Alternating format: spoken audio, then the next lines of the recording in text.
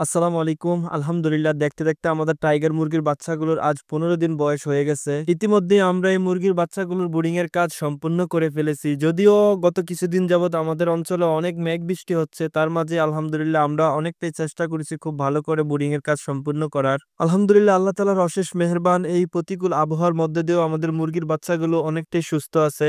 এখানে আমরা 1100 টাইগার মুরগির বাচ্চা নিয়ে এসেছিলাম। আলহামদুলিল্লাহ, প্রথমে আমরা যতটুকু জায়গা দিয়েছি, এখন তাদের আরো জায়গার প্রয়োজন, কেননা দিন দিন একটু একটু করে মুরগির বাচ্চাগুলো বড় হচ্ছে। আর সেজন্যই আজ আমি চেষ্টা করব টাইগার মুরগির থাকার জায়গাটাকে আরো একটু বড় করে দেওয়ার, এবং কি মুরগির নিচে যে লিটারগুলো আছে, পুরনো লিটারগুলো অনেকটাই খারাপ হয়ে গেছে, তাই পুরাতন লিটারগুলো পরিষ্কার করে সাথে নতুন কিছু লিটার মিশিয়ে ভালো একটা বিছানা তৈরি করে দেওয়ার চেষ্টা করবে ইনশাআল্লাহ। যাই হোক, আলহামদুলিল্লাহ, পুরনো লিটারগুলো পরিষ্কার করার জন্য আমি হাওড়া এবং বেলসা দিয়ে সবগুলো লিটার একসাথে একাঠা করে নিয়েছি। তারপর আমি একটা বালতি দিয়ে পুরাতন ভুসিগুলো এই নেটের উপরের খোপে ঢেলে দিচ্ছি। এতে করে ভালো ভুসিগুলো নেটের নিচ দিয়ে চলে যাচ্ছে আর খারাপগুলো নেটের উপর দিয়ে চলে আসতেছে। আপনারা হয়তো আমাদের আগের একটি ভিডিওতে দেখেছেন আমরা ভুসি চালার সময় বাঁশের চালনি ব্যবহার করছি। এখন হয়তো ভাবতেছেন যে এবার কেন আমরা বাঁশের চালনি ব্যবহার করতেছি না।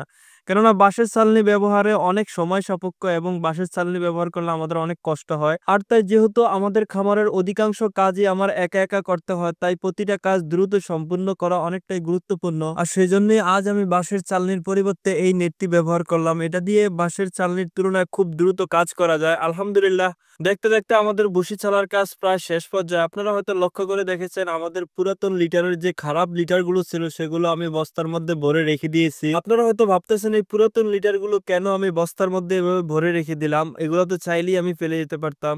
কিন্তু এগুলো রাখার একটা কারণ আছে, তা হলো এগুলো অল্প কিছুদিনের মধ্যে জৈব সারে পরিণত হবে। আর তখন আমরা এই পুরাতন লিটারগুলোকে ফসলি জমি অথবা বিভিন্ন শাকসবজি কিংবা ফল গাছের গোড়ায় জৈব সার হিসেবে ব্যবহার করতে পারবো ইনশাআল্লাহ। যাই হোক, আলহামদুলিল্লাহ, দেখতে দেখতে মুরগির বাচ্চাগুলোর থাকার জায়গা বড় করা এবং পুরাতন ভুসিগুলোকে পরিষ্কার করে নতুন ভুসি বিছিয়ে দেওয়ার কাজ ইতিমধ্যে আমরা সম্পূর্ণ করে ফেলেছি। এখন আমরা মুরগির বাচ্চাগুলোকে পানি দেওয়ার চেষ্টা করবো ইনশাআল্লাহ। যেহেতু আজ পুরাতন ভুসিগুলোকে ছেলে পরিষ্কার করা এবং নতুন কিছু ভুসি অ্যাড করে দিয়েছি, সেই ক্ষেত্রে মুরগির বাচ্চার নাক মুখ দিয়ে বাতাসের সাথে ভিতরে ময়লা যাওয়ার সম্ভাবনা অনেক বেশি।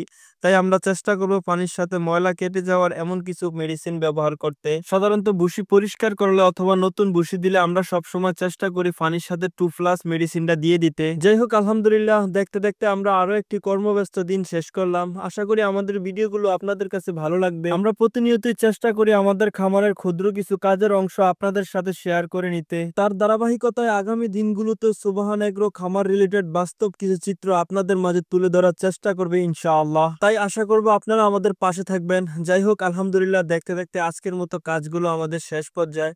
দেখা হবে আগামী ভিডিওতে অন্য কোনো বিষয় নিয়ে। সেই পর্যন্ত আপনারা ভালো থাকবেন, আমাদের জন্য দোয়া করবেন। আল্লাহ তাআলা যেন আমাদের ব্যবসায় বারাকা দান করে। আসসালামু আলাইকুম ওয়া রাহমাতুল্লাহ।